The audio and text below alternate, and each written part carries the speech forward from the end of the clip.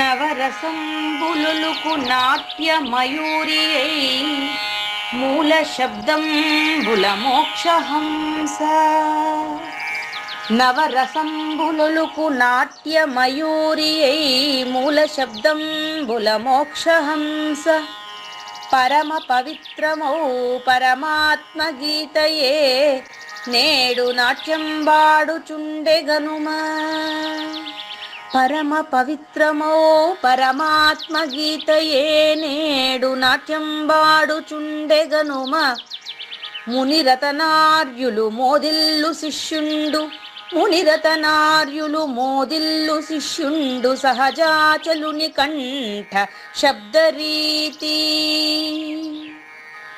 అజ్ఞానతిమిరంబులంతంబుజేయ అనాది బోధను వినుము ఆర్యులార. అజ్ఞానతిమిరంబులంతంబుజేయ అనాది బోధను వినుము ఆర్యులార. వినుము ఆర్యులార. తెలిపే జ్ఞానేశ్వరుల్ గీతన్ దివ్య రీతి. తెలిపే జ్ఞానేశ్వరుల్ గీతన్ దివ్య రీతి. ఆణిముత్యమీ గ్రంథము అచలులార. ఆణిముత్యమీ గ్రంథము అచలులార. ఆదరించిరి గీతను అచల ఋషులు గురుని వాక్కుగా గ్రహించి గురుతుగనుడు. ఆదరించిరి గీతను అచల ఋషులు గురుని వాక్కుగా గ్రహించి గురుతుగనుడు. హరి ఓం శ్రీ గురుభ్యో నమః. ఓం నమో భగవతే వాసుదేవాయ. ఓం నమో నారాయణాయ. ఓం నమః శివాయ. ఈ గీతా జ్ఞాన యజ్ఞ కార్యక్రమం మొదలై ఈ రోజుకి 245 రోజులైందండి. ఈ రోజు 246వ రోజు. ఈ గీతా జ్ఞాన యజ్ఞ కార్యక్రమం సంకల్పించి నిర్వహిస్తున్న విద్యాసాగర్ గురువు గారికి, వెంకటేశ్వర గురువు గారికి శ్రోతలందరి తరపున ధన్యవాదాలు, వందనాలు. ఈనాటి కార్యక్రమంలో పాల్గొన్న ఆత్మస్వరూపులైన శ్రోతలందరికీ కైవల్యాసనం తరపున, అలాగే శ్రీ శివరామ దీక్షితుల వారి అచల యూట్యూబ్ ఛానల్ తరపున హృదయపూర్వక స్వాగతం, వందనాలు. ఈనాటి కార్యక్రమంలో భాగంగా ప్రముఖ ఆధ్యాత్మికవేత్త కర్రా సూర్యకాంతం గారు రచించినటువంటి ఒక తత్వగీతం అండి. నేను బ్రహ్మము నీవు బ్రహ్మము, అంతటా నిండుండే బ్రహ్మము, నేను నీవనిలోన పలికెడు ప్రజ్ఞయే పరబ్రహ్మము.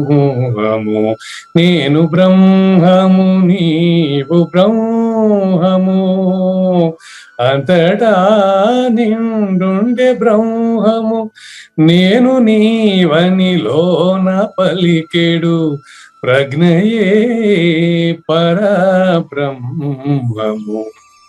బ్రహ్మమెరిగిన వాడే బ్రహ్మము, ముక్తి రూపము బ్రహ్మము.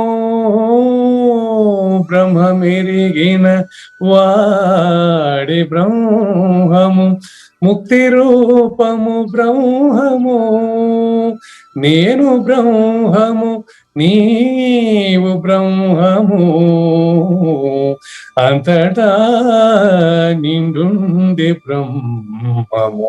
నేను నీవని లోన పలికెడు ప్రజ్ఞయే పరబ్రహ్మము. ఆరు వికారములు లేనిది శబ్దాది తత్వరహితమైనది. ఇంద్రియములక గోచరంబది రాకపోకలు లేని గణమది. నేను బ్రహ్మము నీవు బ్రహ్మము అంతటా నిండుండే బ్రహ్మము. అంతటా నింటను ఉండి అన్ని వేళల ఉండు బ్రహ్మము. త్రివిధ భేద పరిచ్ఛేద దుఃఖరహితము బ్రహ్మము. నేను బ్రహ్మము నీవు బ్రహ్మము అంతటా నిండుండే బ్రహ్మము. నేను నీవని లోన పలికెడు ప్రజ్ఞయే పరబ్రహ్మము. అంతమెరుగని అపరిమితమగు సర్వవ్యాపకమైన బ్రహ్మము. అవిభాజ్యం అద్వితీయము నిరుపమానము బ్రహ్మము. నేను బ్రహ్మము నీవు బ్రహ్మము అంతటా నిండుండే బ్రహ్మము.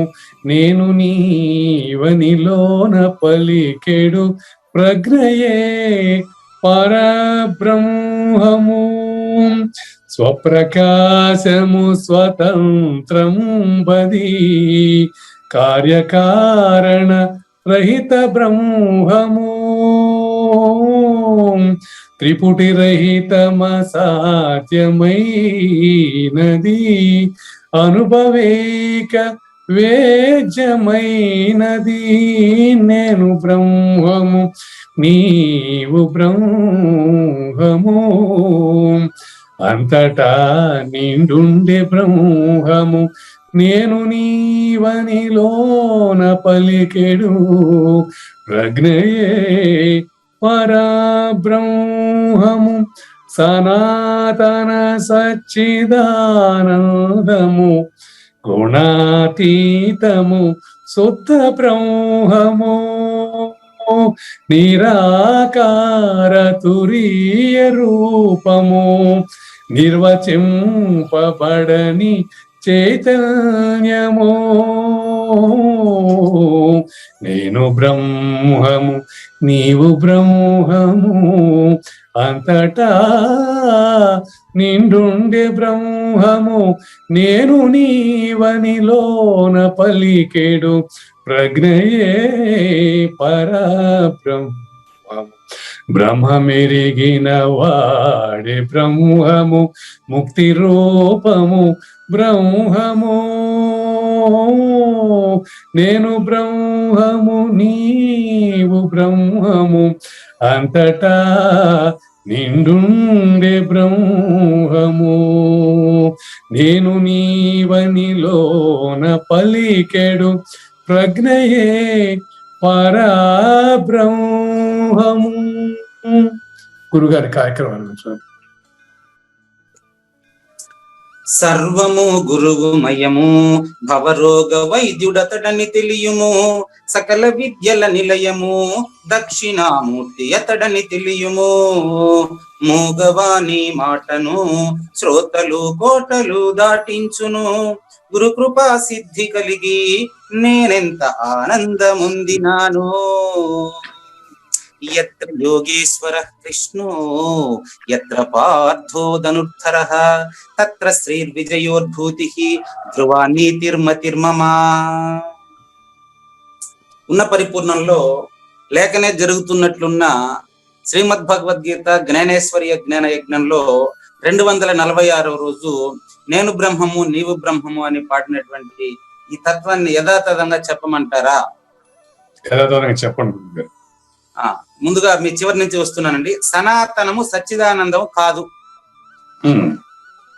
అదే ఉన్నది ఉన్నట్టు చెప్తాను. మీరు చెప్పినటువంటి కర్రా సూర్యకాంతం గారి తత్వం అని కూడా చెప్పారు. అవునండి. వీరి గురువు పేరు చెప్పగలరా? తెలీదండి. వీరికి గురువు గారు లేరు. సాంప్రదాయ అంటే పరిపూర్ణ సాంప్రదాయ దక్షిణామూర్తి మార్గంలో పరిపూర్ణ సాంప్రదాయంలో వీరికి గురువు లేరు. అంటే మీరు మళ్ళీ చెక్ చేసుకోవచ్చు. అదేమనుకోబాకండి, నేను అది ఉండేది చెప్తున్నా అంతే. నేను బ్రహ్మము నీవు బ్రహ్మము ఇంద్రియాలకు అది గోచరం, ఇంద్రియాలకు గోచరం కాదంటున్నారు కదా, అది ఇంద్రియ గోచరమేనండి. ఇప్పుడు చెప్తాను. ఇప్పుడు శ్రీమద్ భగవద్గీత జ్ఞానేశ్వర్య జ్ఞానయజ్ఞంలో ప్రతిపాదించబడుతూ ఉండేది ప్రస్తుతం అచల పరిపూర్ణ పరబ్రహ్మము. ఇప్పుడు శ్రీమతి కర్రా సూర్యకాంతం గారు ప్రతిపాదించినటువంటి బ్రహ్మం మాయాశబలిత బ్రహ్మం. ఏమనుమానం పెట్టుకోవాకండి. ఉన్నది ఉన్నట్లు లేనిది లేనట్లు చెప్పడం అంటే అది గురు పరంపరలో వచ్చినటువంటి బోధ అంతే. ఇంద్రియాలకు అగోచరం అన్నారు కదా, ఇంద్రియాలకు గోచరమే అది. అది వెరీ సింపుల్ అండి, చెప్తాను. ఇప్పుడు మీకు మళ్ళీ బోధలో ఇదంతా మీకు తెలియబడుతుంది. ఇప్పుడు నేనేం పాట మాత్రం చెప్తున్నాను అంతే. తర్వాత ఒక పక్క కార్యకారణము కాదు అంటున్నారు, సచ్చిదానందం అంటున్నారు, సనాతనం అంటున్నారు. అంటే ఇది పరిపూర్ణ పరబ్రహ్మాన్ని గురించిన శృత పాండిత్యమే తప్ప ఇందులో పరిపూర్ణానికి సంబంధించినటువంటి సూచనలు ఈ పాటలో వచ్చేదానికి వీలు లేదు. ఇది పూర్తిగా ఎరుక బ్రహ్మాన్ని మాత్రమే ప్రతిపాదిస్తుందని గుర్తించాలి. ఈ పాటలో స్వప్రకాశము స్వయం ప్రకాశం అని చెప్పిన తర్వాత దాన్ని మళ్ళీ కార్యకారణ రహితము అని చెప్పకూడదండి. అది ఇప్పుడు వారు ఎవరు, పుట్టకుండుదరెవరు, పుట్టనట్టి పురుషుడు ఎవరు? పుట్టువారు సహజంగా అందరూ పుడతారండి. కానీ పుట్టి కూడా తాను పుట్టలేదని తెలుసుకున్నటువంటి వాడే పరిపూర్ణ పరబ్రహ్మానికి సంబంధించినటువంటి మాటలు మాట్లాడగలుగుతాడు, ఆ విధంగా ప్రతిపాదన చేయగలుగుతాడు.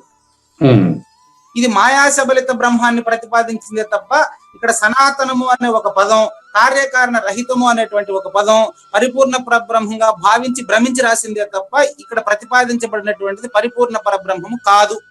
ఇది అద్వైతం వరకు వస్తుందండి, అంతవరకే. ఇది మహాద్వైత సిద్ధాంత ప్రతిపాదన కాదు.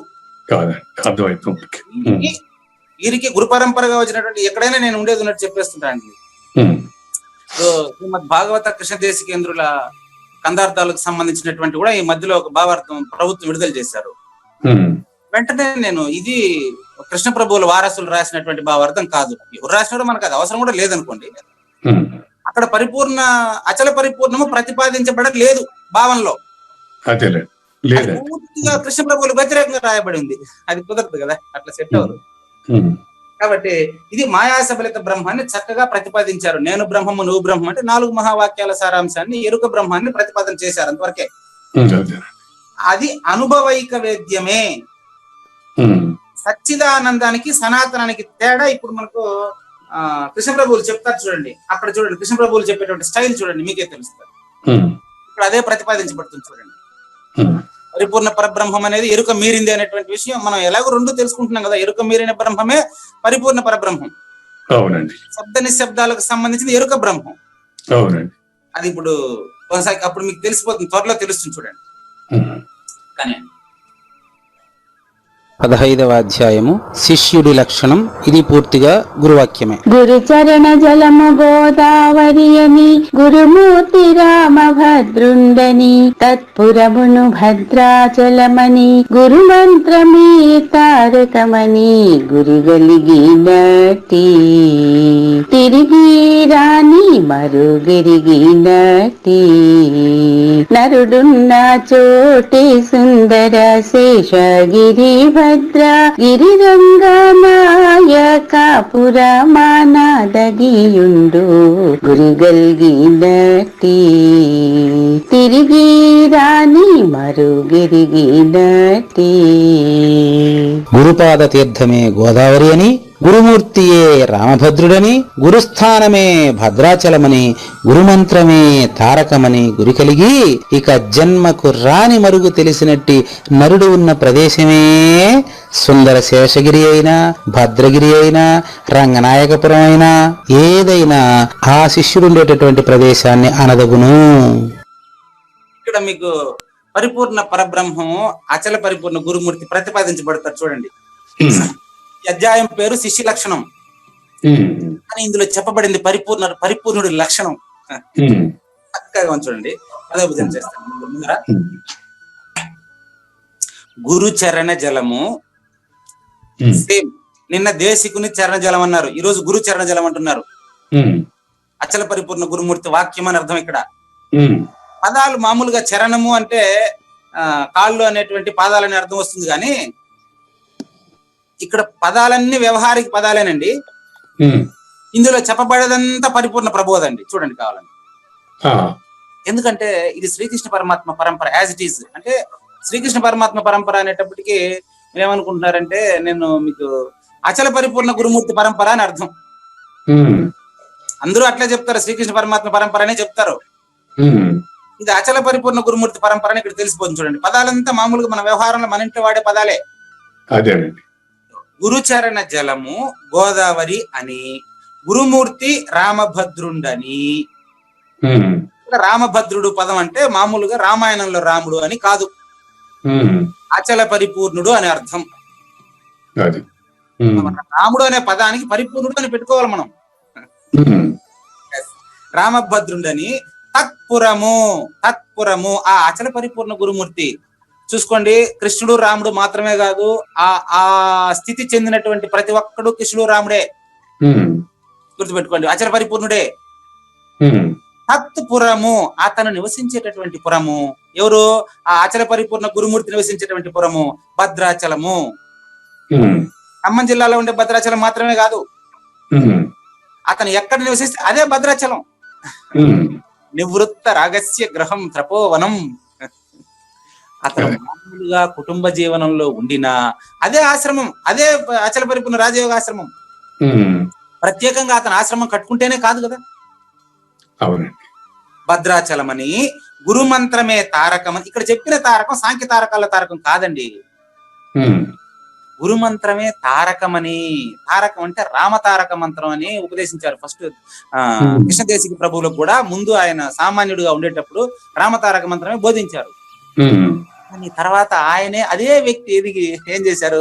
రాముడు అంటే పరిపూర్ణుడు, భద్రాచలం అంటే భద్రమైన అచలము. అది దాపెట్టుకోలేదు, భద్రంగా దాపెట్టుకుని చదువుకోమని చెప్పలేదు. అది ప్రకటితంగా, ఈ విధంగా ప్రకటితంగా అంత బట్ట బయలే ములుగుచ్చేదానికి సందు లేకుండా ఉండేటువంటి బట్ట బయలుని తెలుసుకున్నటువంటి వాడు మాట్లాడే మాటలు వేరేనండి. అది తారకం అంటే. ఇక్కడ అచల పరిపూర్ణ గురుమూర్తి ద్వాదశి షోడశి చెప్పారే మనకు, ఈయనే కదా చెప్పారు. అది కూడా ఇప్పుడు 12 అక్షరాల మంత్రం 16 అక్షరాల మంత్రం చెప్పారు కదండి, వాటిని ఇక్కడ తారకం అంటున్నాడు. ఆ భావంలో, ఆ ఉనికిలో, ఆ పరిపూర్ణతలో జీవించమంటున్నారు. కాబట్టి గురుమంత్రమే తారకమని. గురి కలిగినట్టి, ఆ గురి కలిగితే ఏమైతుంది చూడండి. ఇదో పరిపూర్ణ ప్రబోధ చూడండి. తిరిగి రాని మరుగెరిగినట్టి. మళ్ళీ జన్మకు రాని మార్గం అతనికి మళ్ళీ జన్మకు రాదు. ఎల్ల లోకములన్నీ ఎండ మావులంచు మళ్ళీ జన్మకు రాని మార్గం ఇది అని ఉళ్ళెక్కి ఎరుకంటిరి సద్గురు ఉత్తబయలుందంటిరి.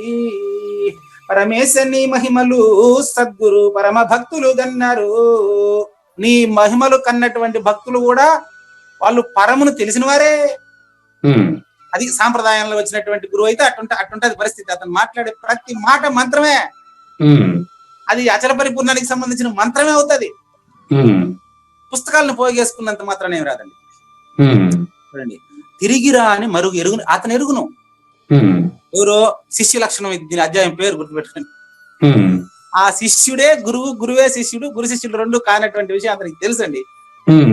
అతను తిరిగి రాని ఎరిగినట్టే. నరుడు ఉన్న చోటే, నరుడు కాదు ఈయన గురుడే. తిరిగి రాని మరుగెరిగిన తర్వాత ఇంకా నరుడు ఏంటండి? నరుడు కాని నరుడు నారాయణుడికి అతీతమైనటువంటి నరుడే గురుడు. పదాలు చూడండి, నరుడు నారాయణుడు కానటువంటి మరుగెరిగినటువంటి నరుడే గురుడు. ఏమో ఈరోజు వచ్చింది ఇక్కడ, నెక్స్ట్ చెప్తాను మళ్ళీ మీకు ఇది అయిన తర్వాత. ఆ చోటు ఎవరు? ఆ నరుడు ఉండే చోటు. నరుడు కాని నరుడు తండ్రి ఆయన. నరుడు కాని నరుడు కాబట్టి అతను ఉండేటువంటి ఆ ప్రదేశం ఏదనుకున్నారు? సుందర శేషగిరి అయినా అదే, భద్రాచలం అన్నా అదే, రంగనాయకపురం అన్నా అదే. అంటే ఎవరెవరి ఇష్టదైవాలను వాళ్ళకు గుర్తు చేస్తున్నారు. దాని పేరు కేవలం విగ్రహం కాదయ్యా, అదొక అనుభూతి. అన్నమయ్యకు వెంకటేశ్వరుడు అంటే అచల పరిపూర్ణుడు అని అర్థం అండి. మరి రామదాసు, భద్రాచల రామదాసు, ఇట్లా రాముడికి దాసుగా, రాముడి భక్తుడుగా ఉన్నటువంటి కృష్ణప్రభువులకి భద్రాచలం అంటే పరిపూర్ణం అనే అర్థం అండి. ఖమ్మం జిల్లాలో ఉండే భూభాగం కాదండి.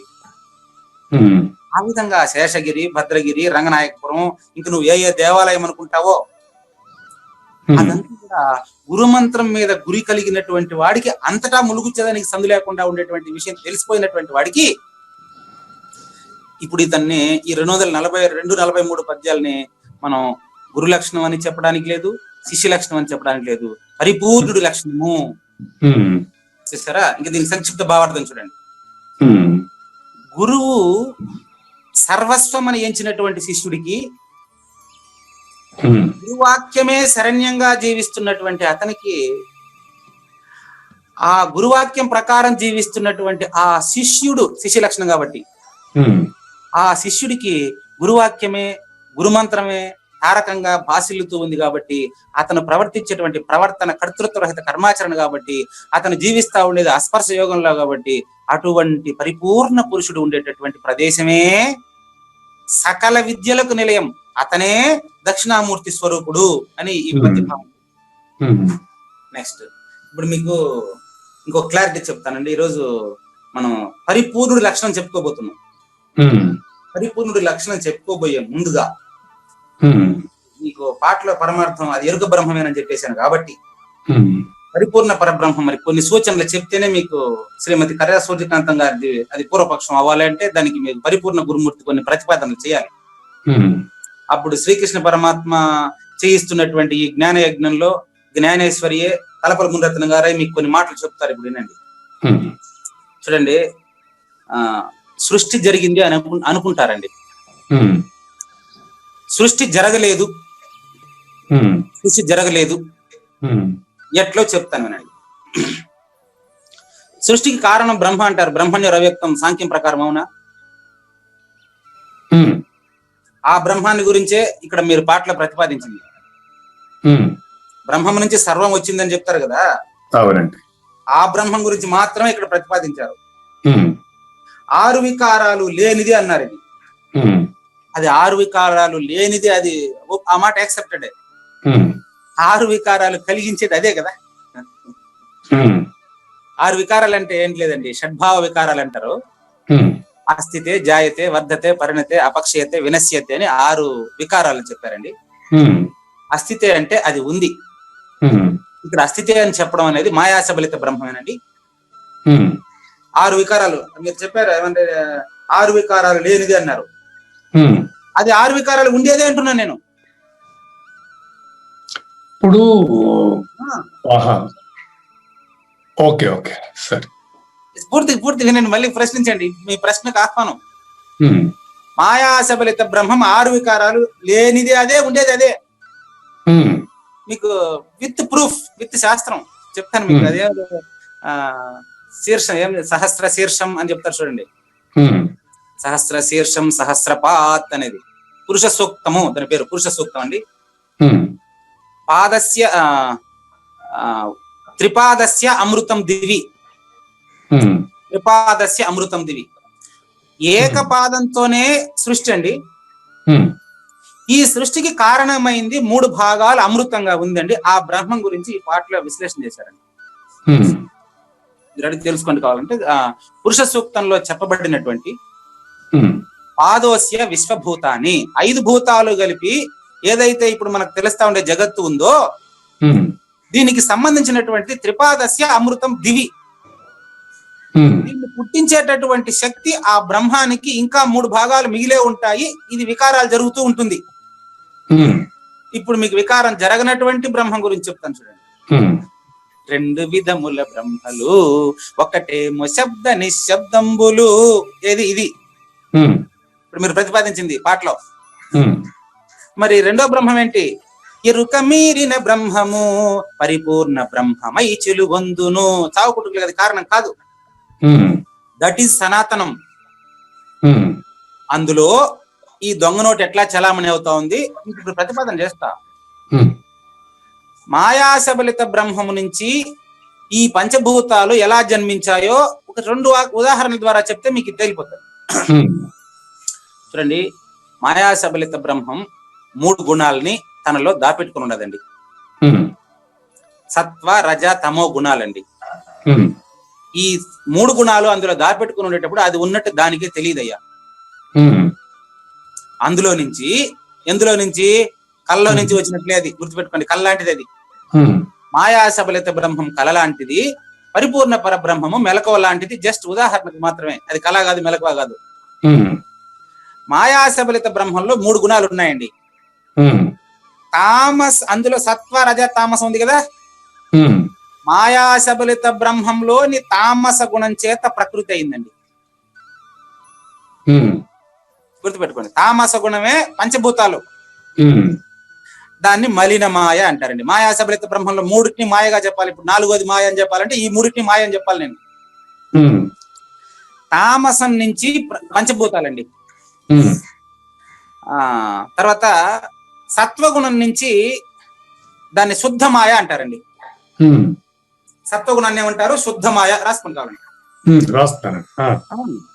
మలిన మాయ తామస గుణము పంచభూతాలండి. తామస గుణం పంచభూతాలు, అది క్లియర్. అవును, అదే మలిన మాయ అన్న తామస గుణం అన్న ఒకటే. మలిన మాయ, ఓకే, క్లియర్ అండి. శుద్ధ మాయ సత్వగుణము దైవశక్తి. ఇదే త్రిపాదస్య అమృతం దివి, ఇదే పుట్టిస్తా ఉండేది. ఇది కూడా మాయే, గుర్తుపెట్టుకోండి. ఇప్పుడు గురువు గారు ఇక్కడ నాకు 6 వికారాలు శుద్ధ సత్వ గుణంలో ఉండాలనుకుంటావు కదా. మన గురువులు ఉన్నారు, శుద్ధ సత్వ గుణంలో ఉంటారు వాళ్ళు. చెప్పండి మళ్ళీ చెప్పండి. ఎట్లా ప్రశ్న? సత్వ గుణంలో ఉంటారు. సత్వ గుణం నుంచి కింద పడరు వాళ్ళు గురువులు చాలా మంది. ఎందుకు పడరు అంటే వాళ్ళకి పరిపూర్ణం తెలిసిన వాళ్ళు మాత్రమే పడరు, అందరూ పడకుండా పోరు. అది ఇప్పుడు వారు చెప్పిన ఉద్దేశం కూడా ఇదే నేను భావిస్తున్నాను. శుద్ధ సత్వ గుణంలో ఈ 6 వికారాలు ఉండవు కదా అనేది అమ్మగారు చెప్పినట్లు నేను అనుకుంటున్నాను. గురుగారు, శుద్ధ సత్వగుణంలో 6 వికారాలు ఉండవు, యాక్సెప్టెడ్. కానీ 6 వికారాలు శుద్ధ సత్వగుణం నుంచే వచ్చాయి. వినండి, చెప్తా వినండి. వెరీ గుడ్, మంచి ప్రశ్న. ఇది సరైన సమయంలో వేశారు. గుణాలు బయలుదేరకుండా ఉండేటప్పుడు అది శుద్ధంగానే ఉంది. శుద్ధ మాయా, గుర్తుపెట్టుకో, చెప్తున్నాను కదా. అది సాకారం కాకముందు శుద్ధ మాయా. దాని పేరే మాయాశబలిత బ్రహ్మము. అంటే మాయాశబలిత బ్రహ్మం నుండి వచ్చిన సర్వం మాయే తప్ప నిజము కాదు. చెప్తానండి. మంచి ప్రశ్న వేశారు. మీరు అదే విధంగా డిఫెన్స్ చేసే శ్రోతలకు బాగా అర్థమవుతుంది. మళ్ళీ చూడండి, 3 గుణాల్లో తామసికము అనేది మలినమాయ, అది పంచభూతాలు. ఈ పంచభూతాలను నడిపించడానికి ఉండేటువంటి శక్తి ఏదైతే ఉందో, మీరు అంటున్నటువంటి శుద్ధ మాయ, శుద్ధ సాత్వికమే శుద్ధ మాయ, 2 ఒకటేనండి. శుద్ధ సాత్విక గుణం మీరన్నట్టు సాకార రూపం దాల్చక ముందు శుద్ధంగానే ఉంది.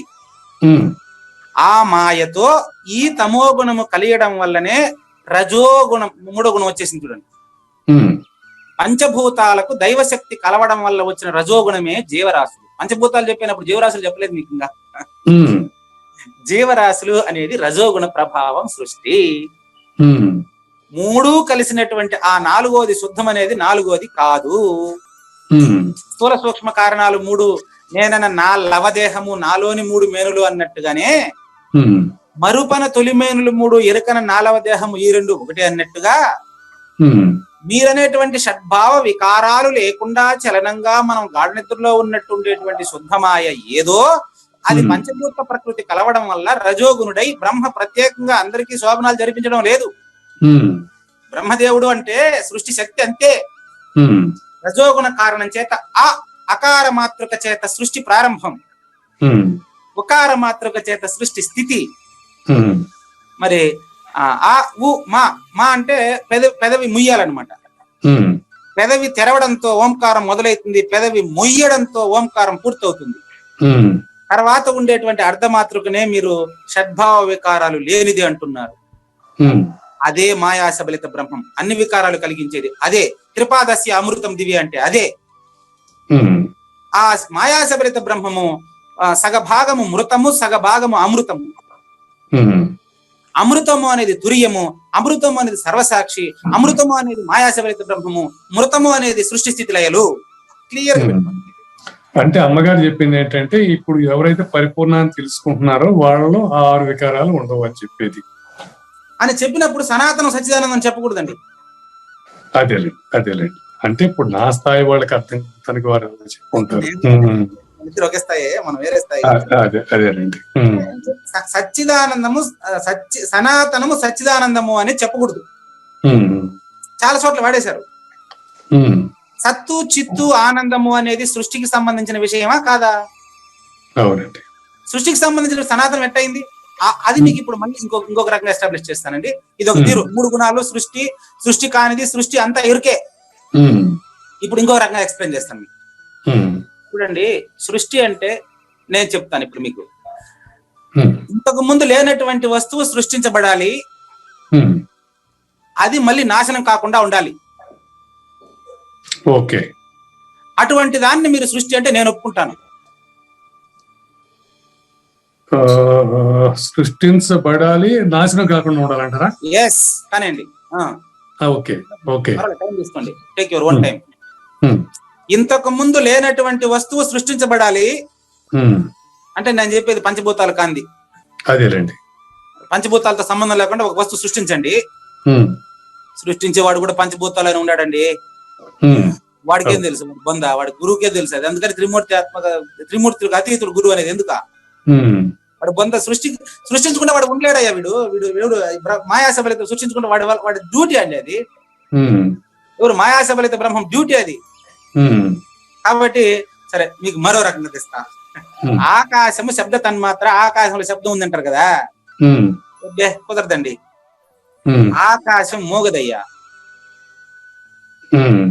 ఆకాశము మోగది.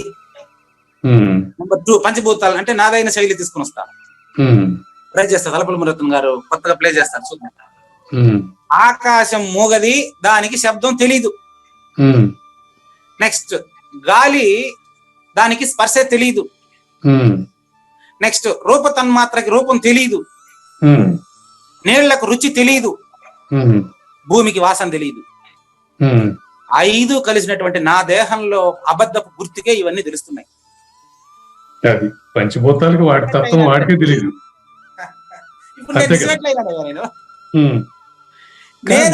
పంచభూతాలకి వాడి తత్వం తెలియకుండానే పనిచేస్తున్నాయి అంటారా? మళ్ళీ చెప్పండి. పంచభూతాలు వాడి తత్వాలు అవి తెలియకుండానే పనిచేస్తున్నాయి అంటారా? అనే కదా ఇప్పుడు వాటికి స్వతంత్రత లేదనే కదా చెప్తున్నాను. స్వతంత్రత లేదు, కరెక్ట్. నేను మా అమ్మ సరే, ఇంకా నేనంటే మీరు ఇబ్బంది పడుతున్నారు. నేననేది నాకేం ఇబ్బంది లేదు. ఎందుకంటే సర్వభూత స్థమాత్మనం సర్వభూతాన్ని ఆత్మని నిన్న కూడా నేనని ప్రయోగించడం వల్ల మీరేమి అవమానంగా ఫీల్ అవ్వాల్సిన అవసరం లేదు. అయ్యో లేదండి, నేను అనే పదము అహంకారానికి గుర్తు. ఇది లేనివాడు అచల పరిపూర్ణుడు, ఇంతే. పోనీ నిన్న మీకు చెప్పాను, మలమూత్రాలు విసర్జించబడినట్లుగా ఈ నేనుకి పుట్టకుండా ఉండే స్వతంత్రత లేదు. అస్వతంత్రుడు వీడు. నేనుకి స్వతంత్రత లేదండి. నేను పోతేనే స్వతంత్రత. అది పరిపూర్ణత. నాకు నేనట్టా తెలియట్లేదు, పంచభూతాలకు కూడా ఆడి సంగతి తెలియదు.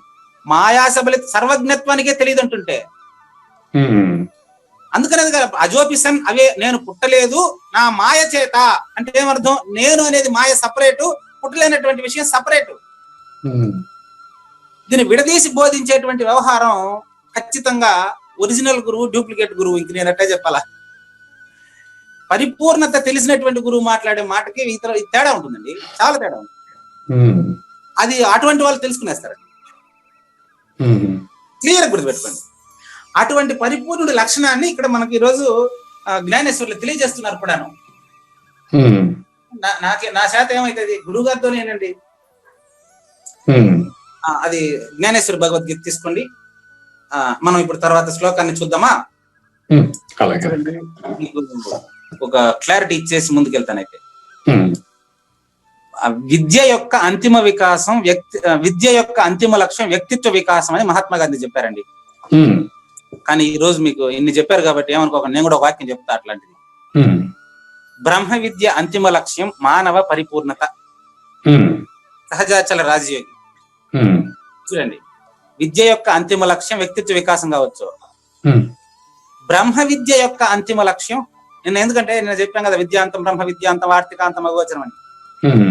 కాబట్టి డూప్లికేట్ నోటుని ఎంతసేపు మనం ఒరిజినల్ అని చెప్పాలన్నా కూడా అది ఒరిజినల్ నోట్ రానంత వరకే దాని చలామణి. ఒరిజినల్ నోట్ వచ్చేసిన తర్వాత దీనికి విలువ లేదని నేను చెప్పాల్సిన అవసరం లేదు.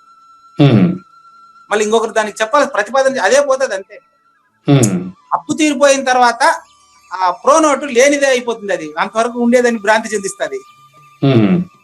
అదే విధంగా పరిపూర్ణత తెలియబడిన తర్వాత వాడి ఇంక ఎరుకులోకి పాలు పెరుగైపోయిన తర్వాత ఇంక వాడిని ఏం చేసినా అది పాలు వస్తేనే అది పెరిగే ఇంకా మిగతా పాలు మళ్ళీ పెరగవలసిన అవసరం ఉందన్నమాట.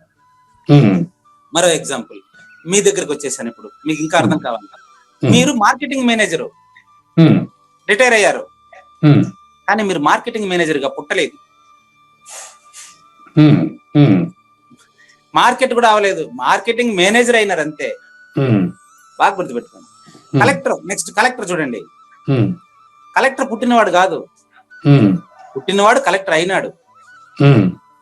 కాబట్టి పరిపూర్ణం పుట్టలేదు, పుట్టినవాడు పరిపూర్ణత చెందాడు.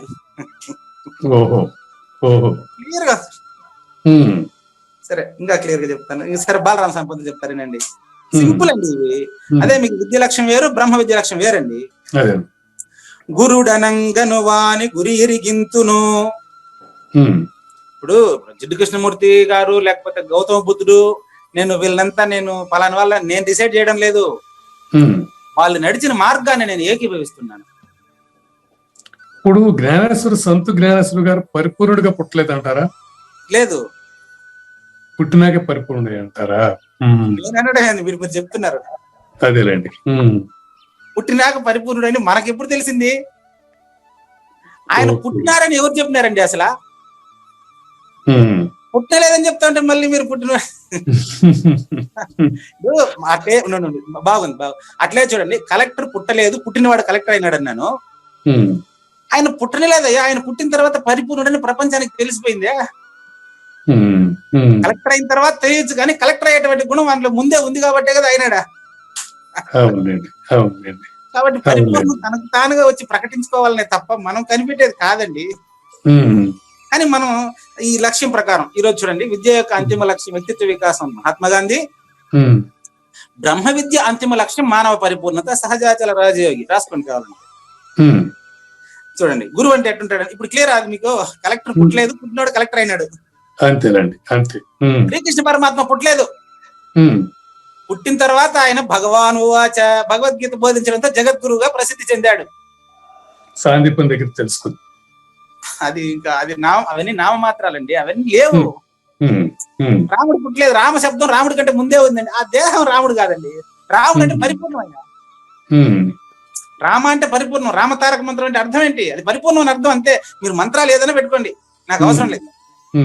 సరే, అదే విషయం మన బాలరామ సంపంతులతో అయినండి. మీరు గురుడనంగను వాని గురి ఎరిగింతును, అదొక దేహం కాదండి. గురునకు మేనెందు కలగబోదు. గురువుకి ఎప్పుడు దేహం కలగలేదయ్యా. చెప్పాలి, గురుడనంగను వాని గురి ఎరిగింతును, గురునకు మేను ఎందు కలగబోదు. గురుడు నరుడు గాదు హరుడు తాగాడు. ఈ మాయాశబలైతే బ్రహ్మ గురువు ఎందుకు అయినాడండి? ఇది నేను చెప్పేది ఎందుకు, మళ్ళీ పండిత బాలరామ సంపద చెప్తే మీకు క్లియర్ గా ఉంది చూడండి. ఇటువంటి వాళ్ళు సచ్చిదానందం సనాతనం కలిపి చెప్పరు. చూడండి, మూడు లైన్లు అయింది, ఒక ద్విపద అర్థమైంది. ఎంత మీనింగ్ చూడండి. గురుడనంగాను వాని గురి ఎరిగిస్తాను ఇను, గురునకు మేనెందు కలగగా బోదు. ఆడెప్పుడు పుట్టలేదు.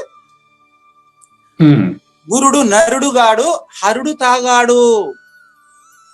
హరుడు అంటే త్రిమూర్తి ఆత్మక స్వరూపుడు శివుడు. ఓకే అండి. గురుగీత కూడా అదే కదా చెప్తుంది, నరుడైన గురువు దగ్గరికి పోయి నేర్చుకోమని గురుగీత కూడా చెప్పేది. అవునండి. గురుడు బ్రహ్మంబుగాడన్నా. ఇప్పుడు చెప్పినటువంటి బ్రహ్మం గురుడు కాదండి. ఆ, ఇప్పుడు మీరు చెప్పినటువంటి బ్రహ్మం ఉంది కదా, ఉమ్. అది గురువు కాదయ్యా, దాన్ని అతీతమైన అచల పరిపూర్ణుడయ్యా గురువు. అతీతమైన అచలపుడు. కానీ ఆయన సృష్టి ఇప్పుడు మహాసబలత బ్రహ్మ నుంచే ఏర్పడిన పంచభూతాల నుంచే ఏర్పడిన గురువు పరిపూర్ణుడయ్యాడు.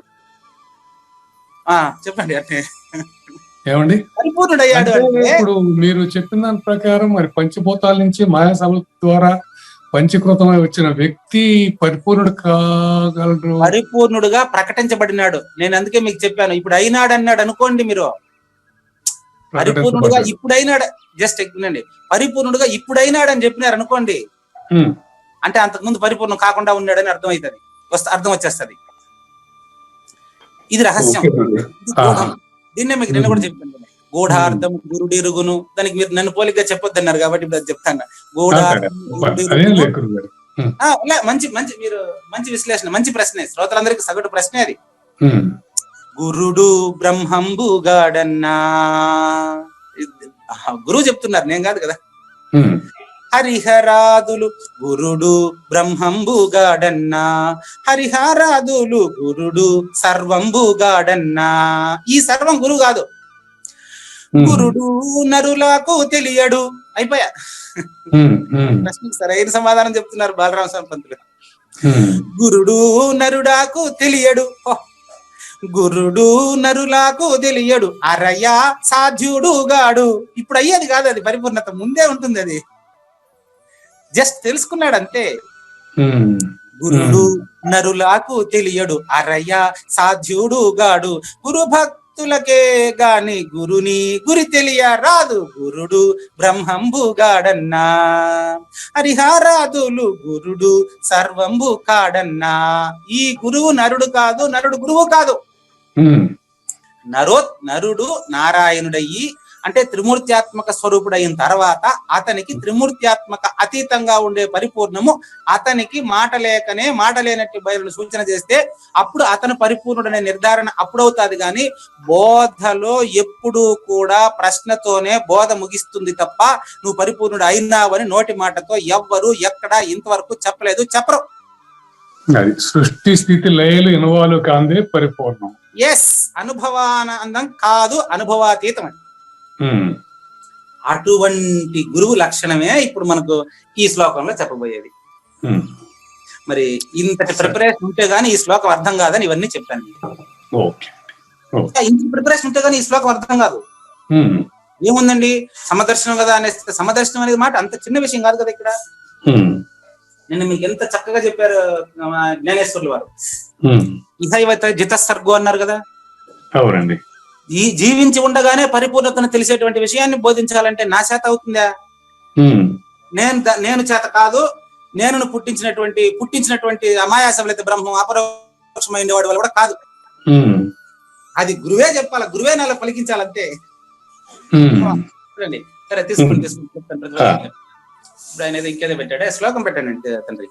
నా ప్రహృష్యేత్ ప్రియం ప్రాప్య, నా ప్రహృష్యేత్ ప్రియం ప్రాప్య, నో ద్విజేత్ ప్రాప్య చ ప్రియం, నో ద్విజేత్ ప్రాప్య చ ప్రియం, స్థిర బుద్ధిరసమ్మూఢో, స్థిర బుద్ధిర్ అసమ్మూఢః, బ్రహ్మవిద్ బ్రహ్మణి స్థితః, బ్రహ్మవిద్ బ్రహ్మణి స్థితః. ఇక్కడ ప్రతిపాదించబడే బ్రహ్మము, ఈ రోజు మీరు పాట పాడింది మంచి విశ్లేషణ కోసం పనికొచ్చిందండి, పర్వాలేదు, మంచిదే. కానీ నేను మాయాసబలిత బ్రహ్మాన్ని, పరిపూర్ణ పరబ్రహ్మాన్ని విడివిడిగా ప్రతిపాదించడానికి మీ చేత గురువు పలికించారు, అదంతా నేను కాదనట్లేదు, ఇందులో అనుమానమే లేదు. ఆ బ్రహ్మం ఈ బ్రహ్మ వేరే. ఇప్పుడు దీనిలో వచ్చేస్తుంది చూడండి, బ్రహ్మవిద్ బ్రహ్మని స్థిత అని చెప్పి ఇక్కడ చెప్పినటువంటి బ్రహ్మాన్ని ఇక్కడ పాటలో ప్రతిపాదించలేదు. ఇది బ్రహ్మము అని భ్రమించిందండి. ఏది మాయాసబలిత బ్రహ్మము బ్రహ్మమని భ్రమించింది. ఒరిజినల్ బ్రహ్మము బ్రహ్మి ఎట్టుంటాడో చూడండి. ఏషా బ్రాహ్మీ స్థితి పార్త అని 2వ అధ్యాయంలో ప్రతిపాదించినటువంటి స్థిత ప్రజ్ఞ లక్షణాలన్నా, ఇది పరిపూర్ణుడు లక్షణం అన్నా ఒక్కటే. అది ఇది కాదు, ఇది అది కాదు. ఎరుక పరిపూర్ణం కాదు, పరిపూర్ణం ఎరుక ఎప్పటికీ కానే కాదు. క్లియర్ గా పెట్టుకోండి. ఇప్పుడు దీనికి ప్రతిపదార్థం చూద్దామా? ముందు పదవ భజన చూసి తర్వాత ప్రతిపదార్థం చెప్తాను.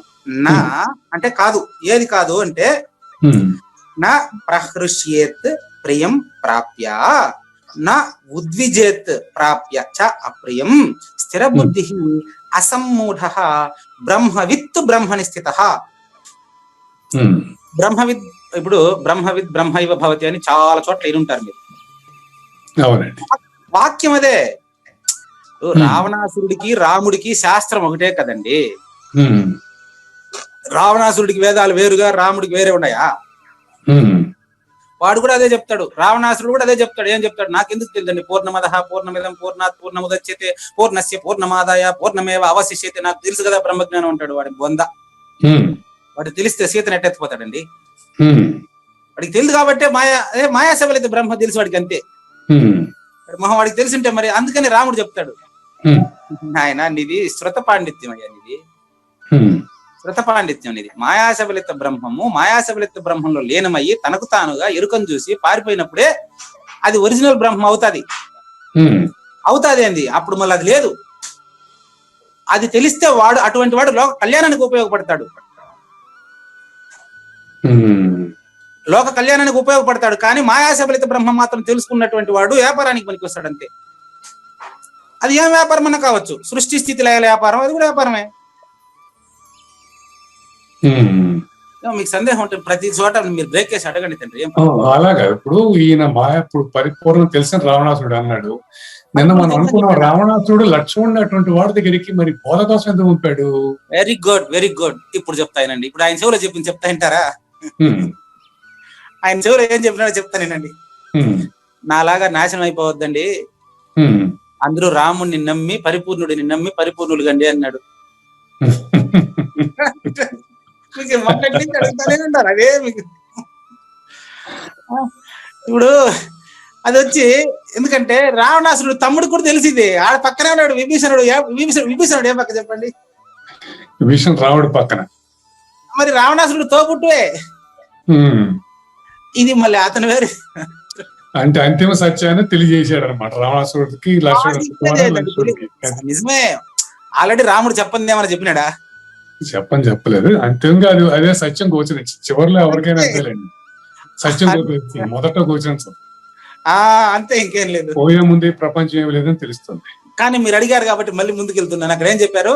కృతయుగంలో హిరణ్యాక్ష హిరణ్య కశిపులు గాను, త్రేతాయుగంలో రావణ కుంభకర్ణులు గాను, ద్వాపర యుగంలో చెప్పండి శిశుపాల దంతవక్తులు. చెప్పినాడు జన్మరహితం అయిందా? నేను చెప్పట్లేదు, పురాణోపాఖ్యానమే. చెప్పినాడని చెప్పేసి ఇప్పుడు జన్మరహితం ఆయన పరిపూర్ణుడు అయినాడా? శిశుపాల దంతవక్తులు. మళ్ళీ శిశుపాలుడు ఎవరు? నేను చెప్పట్లేదు, పురాణోపాఖ్యానం చూడండి. ఆ రావణాసురుడు కుంభకర్ణులే, ఇక్కడ శిశుపాలుడు దంతవక్తులట. మరి ఇంకేమనుకున్నారు? మరి కృష్ణుడు అంటాడు గాంధారిని ఓదారుస్తూ, ఇవన్నీ క్లిప్పింగ్ నాకు నాగేశ్వర పంపింది, నాకు తెలియదండి. గాంధారిని ఓదారుస్తూ కృష్ణుడు అంటాడు, అత్తమ్మ నువ్వేమనుకున్నావు, ఈ యుద్ధానికి నేను కారణం కాదు, దయచేసి అక్కడ బాధపడిన వాళ్ళందరిలో వాళ్ళని ఓదార్చేటప్పుడు ఇదే మాట అంటాడు. కౌరవులు ప్రతివాడు సచ్చినప్పుడంతా నేను సస్తానే ఉన్నాను అంటే, చూడండి యుద్ధంలో విజయం నాదే, కౌరవులు నేనే, పాండవులు నేనే, నీళ్ళు ఏడస్తండేది నేనే అంటాడు. మరి ఈ రహస్యాన్ని కుడిపూడి నాగేశ్వరరావు చూడగలిగాడు, మనమంతా చూడగలుగుతామా? ఆ క్లిప్పింగ్ మాత్రం పంపిస్తాడు నాకు. అంటే ఆయన పంపించిన ఉద్దేశం ఏంటంటే, అయ్యా మీరు చెప్పిన బోధ ఇట్లా కృష్ణుడు పలానప్పుడు చెప్పున్నాడు, ఈ విధంగా పలానా గురువు గారు పలానా టైంలో చెప్పుండారు, అవన్నీ నాకు తెలుసా? ఇక్కడ చెప్తాను కూడా ఆయనే కదా, దీనికి దానికి తేడా ఎట్టుంటది? ఇప్పుడు చెప్పేది తలపల్లి ముందెత్తన గారే కదా. కాబట్టి ఇప్పుడు మీరు అడిగారు కాబట్టి గుర్తొచ్చింది, లేకపోతే నేను మాత్రం చెప్పగలనా? మనం చెప్పినాం కాబట్టి అక్కడ జయ విజయులు. మళ్ళీ కలియుగంలో కూడా వాళ్ళు ఏడిపోయినారు, వాళ్ళ పేరు ఒకరని ఏం చెప్తామండి. ఇప్పుడు ఈ బోధ కట్టం పడే వాళ్ళందరూ, ఈ బోధకే కాదు ప్రతి ఒక్కరు, వాళ్ళకేం తెలుసు, నాకు తెలుసు నేను నేర్పిస్తాను రా అని పిలిచే వాళ్ళందరూ అదే. నాకు తెలుసు అంటే అయిపోయి, ఇంకా నాకు తెలుసు రండి ఆయనకేం తెలియదు అని పిలిచే వాళ్ళందరూ వాళ్ళే జయ విజయులే. మళ్ళీ జయ విజయులు ఇదంతా ఉంటారు. ఇప్పుడు లేదని అంటే ఆడికి అయిపోతారు. మళ్ళీ అంటే ఆశ్రయించిన వాడిని చెప్పాలి కానీ చెప్తాను రమ్మని పిలిస్తే కొంచెం అయిపోయింది కదా. అది ఉండకూడదు. దేన్ని కోరడు, దేన్ని ద్వేషించడు కదండి. అవును, ఓకేనా? ముందుకెళ్దామా? ఈ రోజు దీని ప్రతిపదార్థం పూర్తయింది, మేము చూద్దామండి. రైట్. ఇప్పుడు ప్రతిపదార్థం చూడండి. ప్రియం ప్రాప్య. ఇక్కడ కూడా చూడండి, గురువు గారు వచ్చి చెప్పాల్సింది తప్ప నాకంత దీన్ని విశ్లేషించేంత శక్తి నాకు లేదండి. ఉమ్, చూడండి, ప్రేమ అనే మాటే ప్రియాప్రియాలు లేనివాడు ఏం చెప్తాడు చెప్పండి. కాబట్టి గురువు గారు చెప్పిస్తే చెప్తాను. ప్రియం ప్రాప్య, ప్రేమను పొందినప్పుడు నా ప్రహృష్యత్ పొంగడు. ఉమ్, ప్రేమను పొందినప్పుడు అంటే అతనికి ప్రియాప్రియాలని ఉంటుంది, దృష్టి ఉంటుందా? ఉమ్, ఇది మన కోసం చెప్పేటువంటి బోధ అంతే. ఉమ్, ధర్మ అజాత శత్రువు అంటే అసలు శత్రువులే లేనివాడు. ఉమ్, శత్రువుల్ని మిత్రుల్ని సమానంగా చూసేవాడు అజాత శత్రువు అండి. ఉమ్, అసలు అతని దృష్టిలో రెండు లేవు కదయ్యా.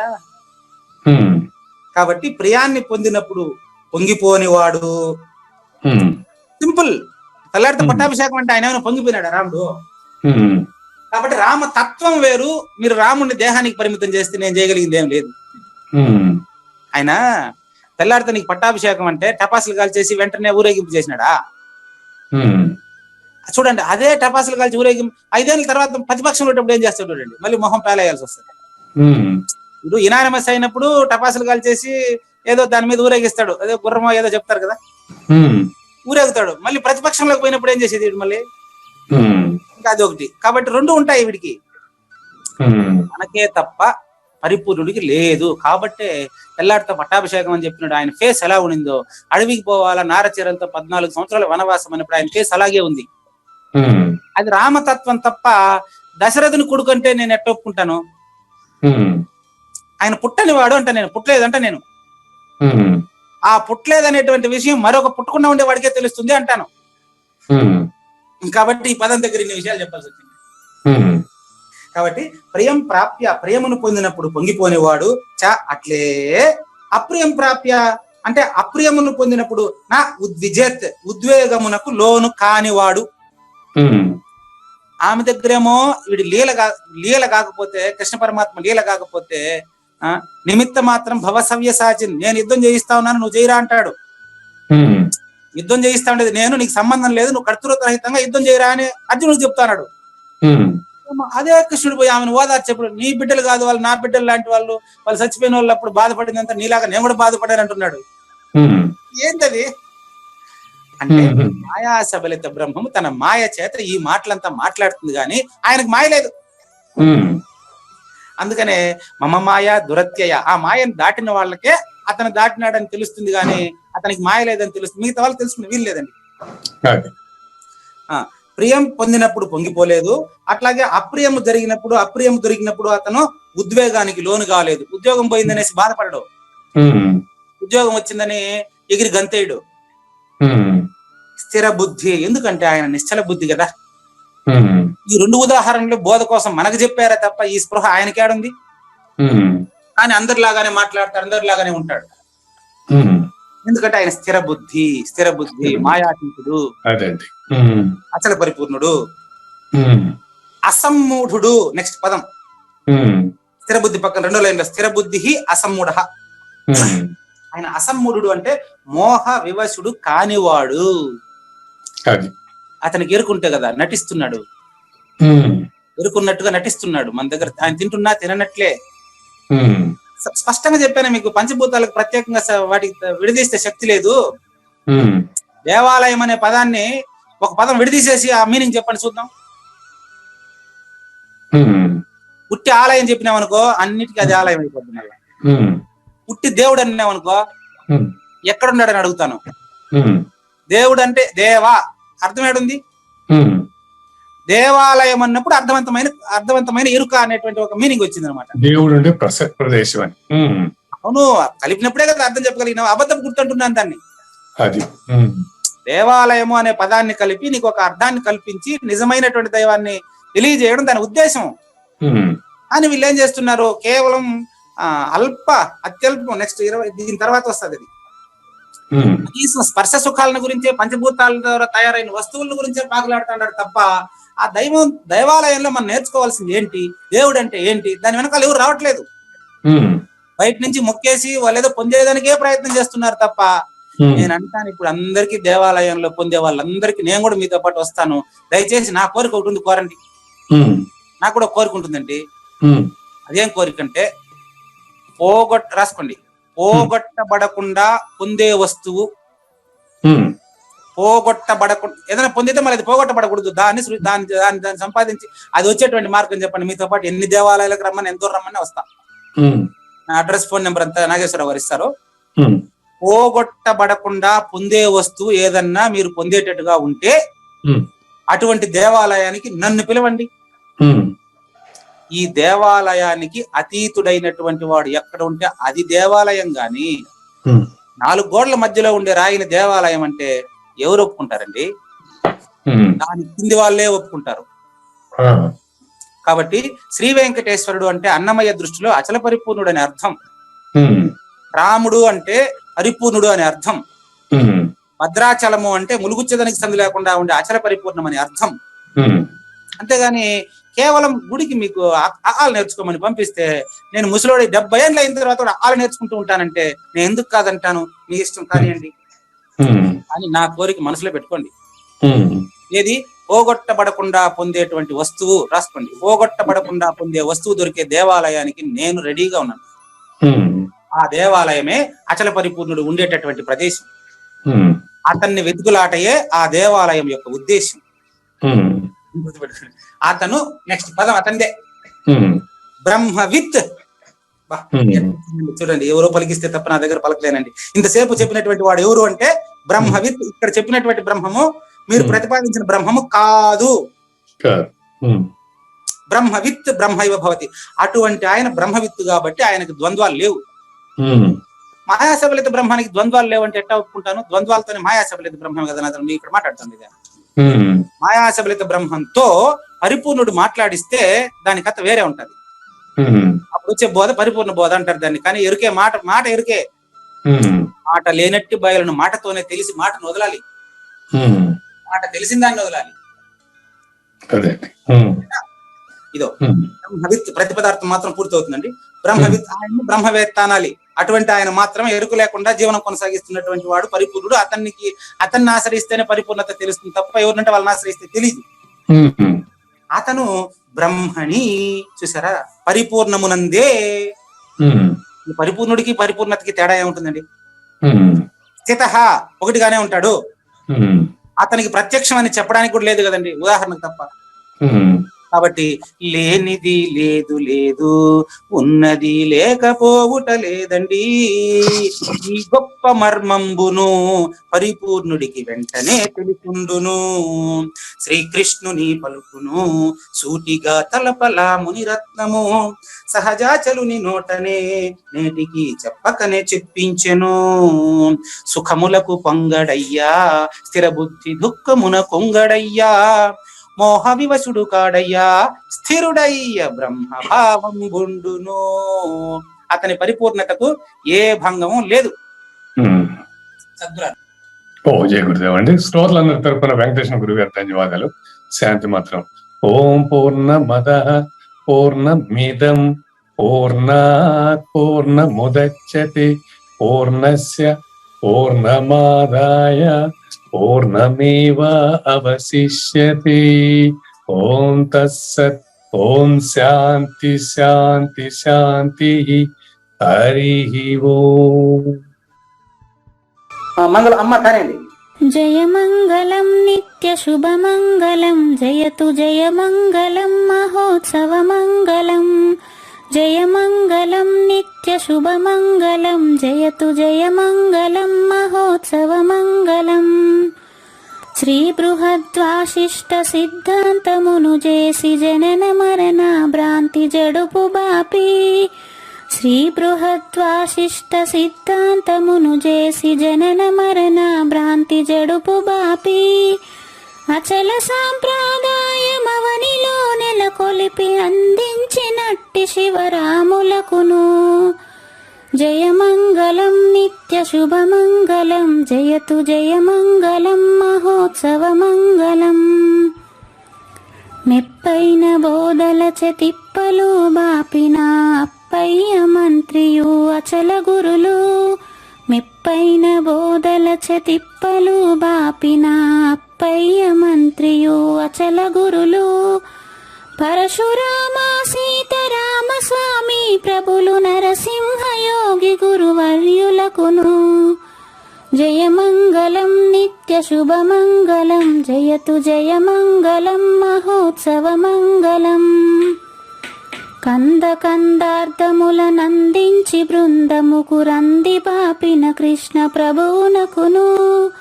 కందార్థములనందించి బృందముకు రంది బాపిన కృష్ణ ప్రభువునకును. పలుకులా కందనిది పరబయలు ఇది అని పలికిన ఫీల్కాన లక్ష్మణునకు.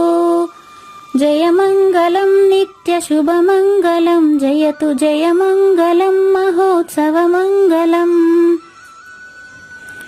ఫీల్కాన లక్ష్మణుల ప్రియ శిష్యవర్యుండు అవధూతయని పేరావనియందు.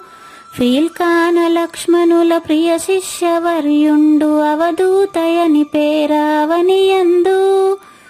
పాఠాలు నేర్పించి పీఠాలు ఏర్పరచి శంఖబాపిన వెంకటేశ్వర వధూతకు. జయమంగళం నిత్యశుభమంగళం జయతు జయమంగళం మహోత్సవమంగళం.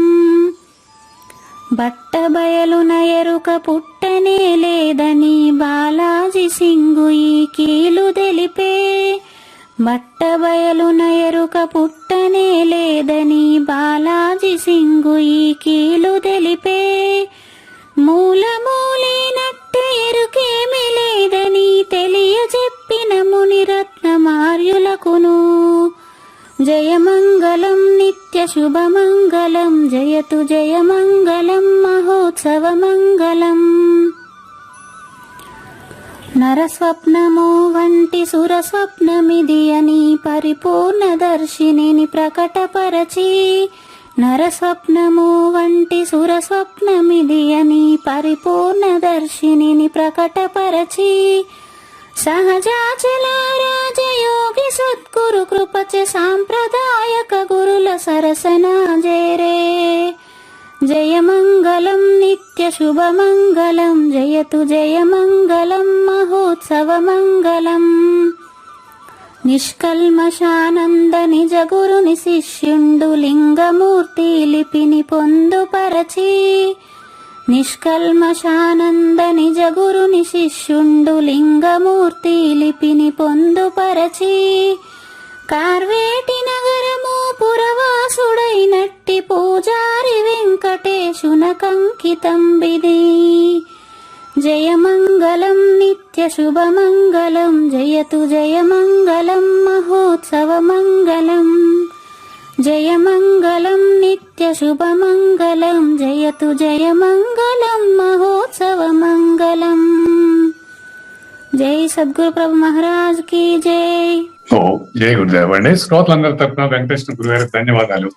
శాంతి మంత్రం. ఓం పూర్ణమద పూర్ణమిదం పూర్ణాత్ పూర్ణముదచ్యతే పూర్ణస్య పూర్ణమాదాయ పూర్ణమేవా అవశిష్యతే. ఓం తస్సత్. ఓం శాంతి శాంతి శాంతి. హరి ఓం. అశరీరం సర్వదా అస్తి శరీరం రహితం సదా. అయమేవ సద్యో ముక్తి అన్యథా భ్రమకారణో